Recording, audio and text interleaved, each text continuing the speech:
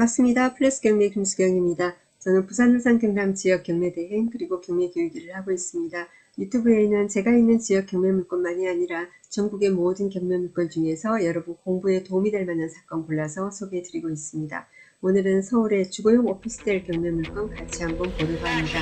아파트 가격이 전국적으로 너무 많이 올랐습니다. 자, 그러다 보니까 빌라라든지 주거용 오피스텔에 대한 관심도 높아지고 그에 따라 시세 상승, 낙찰가도, 경매 낙찰가도 높아지고 있습니다. 자, 그런데 아파트, 빌라, 여기까지는 주택입니다. 그죠? 자, 그런데 오피스텔 같은 경우 말입니다. 오피스텔은 주택으로 간주될 때도 있고 주택으로 간주되지 않을 때도 있습니다. 자, 그러면은 주택으로 간주되지 않을 때 가장 대표적인 것은 여러분이 청약할 때입니다. 자, 청약을 할 때는 주택수에 넣지 않습니다. 그러면은 오피스텔에 거주를 하면서 오피스텔을 하나 마련해서 거주를 하면서 계속해서 청약에 들어갈 수 있겠죠. 자, 그런 어떤 장점이 있기 때문에 주거용 오피스텔 많은 관심들 가지고 있으시리라 생각합니다. 자, 그런데 주택수에 들어가지 않는다. 자, 청약을 할 때도 근데 주의할 점은 뭐냐면은 공공분양이나 자, 특별공급 60제곱미터 이하일 경우에 60제곱미터 미만일 경우에는 주택수에 포함되는 경우도 있을 수 있습니다. 자, 그러니까 그 청약 시에 여러분 청약할 때 그 모집 공고 그 요건을 반드시 확인하시기 바랍니다. 자, 일단은 가장 기본적인 것은 여러분이 청약 시에 지금 여러분이 오피스텔을 보유하고 거주하고 계신다면 그곳은 뭐죠?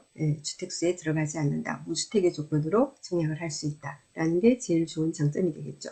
그래서 오늘 소개드리는 주거용 오피스텔 같은 경우에 실거주 목적으로 집을 구하고 계신 분들 좀 보셨으면 좋겠다라는 생각이 듭니다. 사건 번호랑 한번 보겠습니다. 서울 남부지방법원 번호는 2020 타경의 110233입니다. 자, 물건 번호 1번부터 물건 번호 6번까지 6개 물건이 나왔습니다. 7층입니다. 그러니까는 7층의 호실들 전부가 지금 나온 겁니다. 자, 오늘은 근데 저는 지금 3번을 골라봤습니다. 왜 3번을 골랐냐면은 3번이 1조 조망면에서 제일 좋더라고요. 제가 보니까 나중에 한번 배치도 나중에 보도록 하겠습니다. 매각기일은 10월 12일입니다. 10월 12일이에요. 서울 양천구 신월동에 SK 팰리스? SK 팰리스라고 되어 있네요. 자, 7층입니다. 전용 면적이 11.9제곱미터입니다. 11.903. 방 2개예요. 감정가 2억 500이고요. 한 번 유찰돼서 1억 6,400 되어 있습니다. 그러면은 자, 그럼 입지 간략히 입지 보고 그리고 경매에 제가 추천드리는 호실 제가 방향이 좋아요 했습니다. 그래서 한번 확인을 하고 지나가도록 하겠습니다. 자, 지도 열어놨습니다. 지금 지도 열어놨는데요.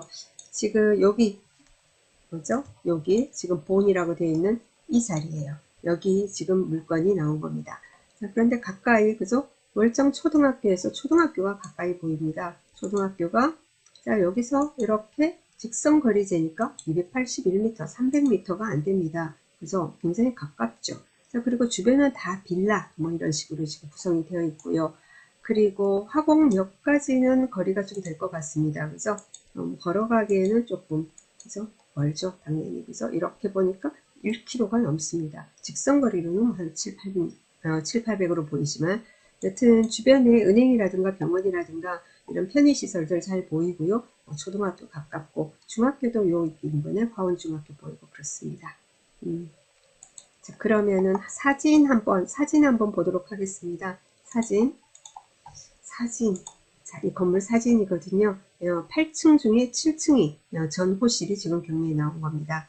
자, 이렇게 모습이 보이는데 내려가서 요거는 입구 들어가는 데인가 봅니다. 그리고 요거는 이제 현관문 이렇게 돼 있거든요. 여기가 아까 보면은 여기가 이렇게 도로가 이렇게 되는 거죠.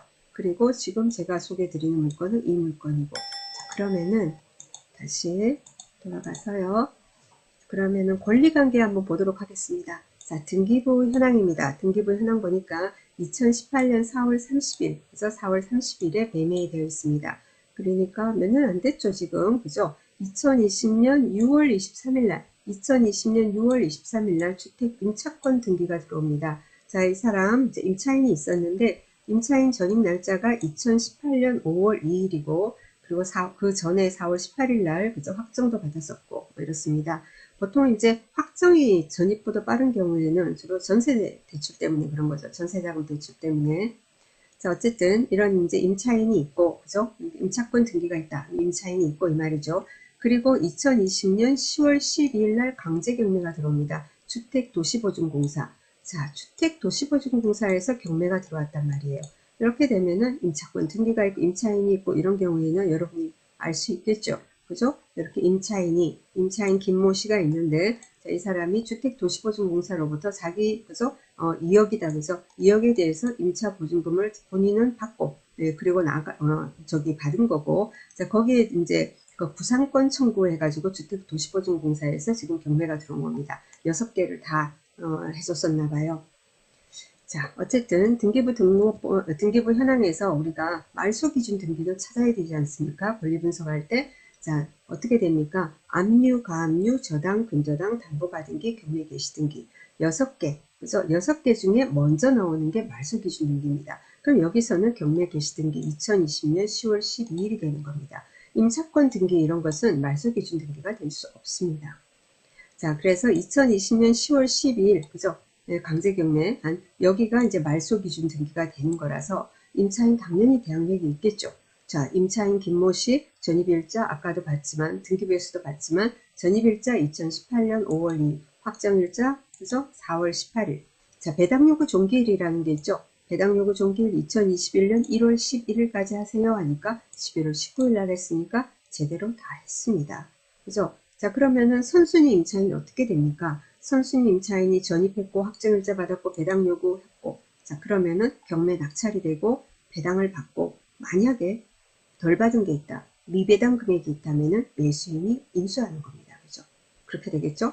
자, 그렇게 되는데 뭐냐면은 한번 우리가 매각물권 명세서를 보겠습니다.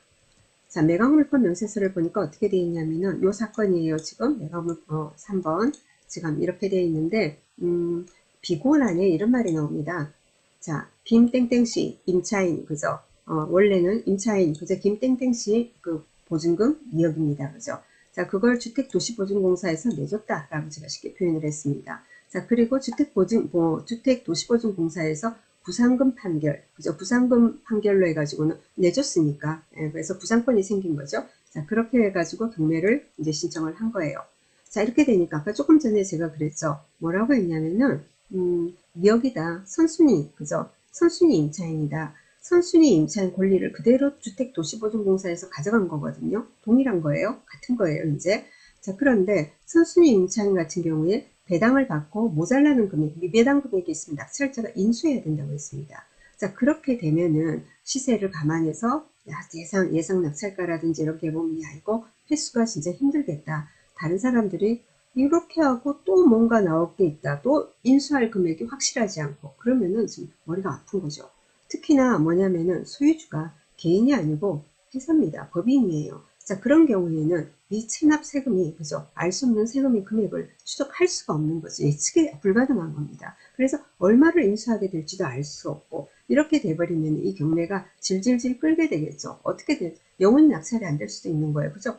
자, 그렇게 되면은 안 되니까 주택도시보증공사에서 어떻게 했냐면은, 자, 채권자가 뭐냐면은 주택도시보증공사입니다. 자, 매수인이 우리 낙찰자예요. 낙찰자에게 대해서 배당받지 못하는 잔액, 미배당 금액에 대해서, 그죠? 미배당 금액에 대해서 임대차 보증금 반환 청구권을 포기하고, 그러니까 미배당 금액을 인수해야 하는 그런 어떤 청구권을 포기하고 임차권 등기를 말소시켜주겠다. 등기부에 보면 임차권 등기가 있지 않습니까? 그것을 말소시켜주겠다. 예, 그거를 동의한다. 말소하는데 동의한다. 라는 조건으로 매각을 한다. 이겁니다. 그래서 이 사건은 낙찰이 되면 이렇게 딱 보면은 어떻게 되어 있습니까? 분명히 저기죠. 선순위 임차인이고 그럼 미배당 금액을 우리가 인수해야 하는데 그게 아니라는 거죠. 그렇게 하지 말고 그냥 낙찰되면 배당받는 금액을 받고 나머지 금액에 대해서는 매수인에게 요구하지 않겠다. 그리고 임차권 등기 말소하는데도 협조하겠다. 라는 말로 지금 매각물권 명세서의 비고란에 지금 올라 있는 겁니다. 비고란 아랫부분에 그래서 또 있죠. 그죠? 또 똑같은 내용이 돼 있어요. 채권자는 매수인에 대해서 배당받지 못하는 잔액에 대해서 임대차 보증금 반환 청구권을 포기하고 임차권 등기를 말소하는 것을 조건으로 매각한다. 이렇게 중복으로 이렇게까지 되어 있는 겁니다. 자, 그러면은 이런 물건은 안전하게 입찰을 해도 되겠죠. 그렇죠, 그죠? 예. 자, 그런데 이런 물건 항상 여러분이 하실 때 어떻게 해야 되냐면은 저기 이렇게 배당받는 임차인 있지 않습니까? 그러면은 우리는 굉장히 쉽다라고 생각합니다. 쉽죠? 그죠? 명도 확인서가 있어야지 배당을 받을 수 있잖아요. 그렇지 않습니까? 예, 그렇기 때문에 뭐 이사 비용을 준다든가 미납관리비를 인수한다든가 그런 것은 그저 우리가 부담이 없잖아요. 일반적으로 그렇게 생각하지 않습니까? 자, 그런데 말입니다. 이 임차인이 일찍 이사를 나갔다. 일찍 이사를 나간 거예요. 일찍 이사를 나가고 지금은 계속 비어있다. 언제부턴가. 자, 그랬을 때 임차인이 말입니다. 임차인이 그러면 우리가 명도 확인서를 줄게 하고 어떤 딜을 하더라도 책임져야 하는 관리비 범위가 어디냐 하면은 본인이 거주한 때, 그죠? 본인이 거주한 기간은 그저 자기가 썼으니까 관리비를 지불을 해야 되겠죠. 그런데 완전히 명도를 했어요. 그죠? 경매 전에 미리 일찌감치 나가고 지금 현재 공실 상태입니다. 자, 우리가 임대를 주는 어떤 물건이 여러분들도 있을 수 있죠. 예를 들면 뭐 아파트 몇 개 가지고 계신 분들 많지 않습니까? 자, 임대를 줬어요. 아파트든 상가건 뭐든 간에. 임차인이 있다가 이제 나갔어요. 임차인 나가고 공실이다. 그러면은 그 관리비는 과연 누가 내야 되는 겁니까? 누가 지불을 해야 될까요? 지불할 의무가 있을까요? 그건 당연히 소유자가 그죠 해야 되겠죠. 자, 그렇기 때문에 여러분이 이렇게 전에 배당받는 임차인들 있지 않습니까? 있는 경우에, 배당을 받으니까 무조건 이사비나 관리비는 내가 신경 안 써도 돼. 그렇게 생각하지 마시고, 언제 이사 나갔는지, 나갈 때 관리비를 관리비 완납하고 이사 나가는 경우가 상당히 많거든요. 자, 그런 경우에, 그러면은 완납하고 이사 나가고, 그 이후부터 계속해서 부과되는 관리비, 대부분 공용이겠죠. 자, 그 부분은 우리 매수인이 인수할 수 있다. 아니 거의 대부분 인수한다. 그리고 인수하는 게 원칙인 것 같고 제 생각엔 그렇습니다. 그래서 그 부분을 확인을 하셔야 돼요. 지금 이 경매 물건 같은 경우에 경매 물건이 물건 번호가 6번까지 그래서 1번부터 6, 그러니까 6번까지 6개가 있습니다. 6개 물건이 있는데 그 어떤 물건에 따라서 지금도 살고 있는 경우도 있고 아니면은 이사를 나간 경우도 있겠죠. 예, 그래서 그거는 정확하게 여러분이 파악을 하셔야 되지 않나 라는 생각이 듭니다. 권리상의 하자는 없습니다. 딱 보기에는 선순위 임차인 배당받고 못 받는 미배당 금액에 대해서 우리가 인수를 해야 될 것 같지만 사실 채권자 측에서 포기하겠다라고 했습니다. 그래서 미배당 금액은 우리가 인수하지 않아도 되고 그렇습니다. 이사비도 줄 필요가 없는 거고 명도도 수월할 겁니다. 만약에 살고 있다면. 살고 있지 않다면은 또 좋은 거고. 근데 이제 살고 있지 않다 하면은 그죠? 이사 나간 시점부터 계속해서 부과되고 있는 미납관리비는 인수할 가능성이 높다.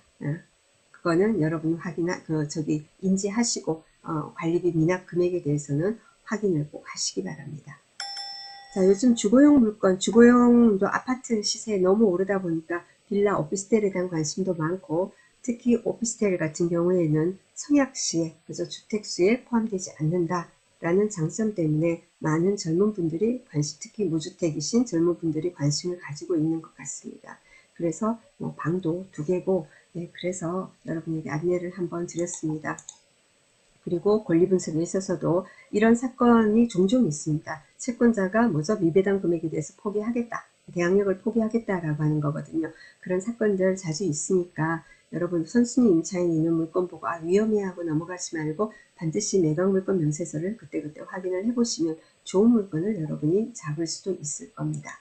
사진 한번 볼게요. 구조도 사진 보니까 이렇습니다. 내부 구조도가. 그래서 여기 현관입니다. 여기 현관문 열리고 그래서 현관 들어오면은 이쪽으로 여기가 주방이고 그리고 여기가 욕실이고 그리고 여기가 안방 그래서 방 있고 여기 작은 방 여기 발코니 이런 식으로 여기가 거실이다 그죠. 지금 이제 제가 소개해드리는 물건 같은 경우는 이렇게 남향이었고 그리고 이쪽으로도 괜찮고 그렇습니다. 이쪽 남향으로 보고 있는 3B입니다. 그래서 물건 괜찮아서 나름 이런 물건 필요하신 분 계시지 않을까. 실 거주하실 분들 추천드립니다. 오늘 저는 여기까지 하도록 하겠습니다. 조금이나마 도움이 되셨다면 구독, 좋아요, 알람 설정 부탁드립니다. 감사합니다.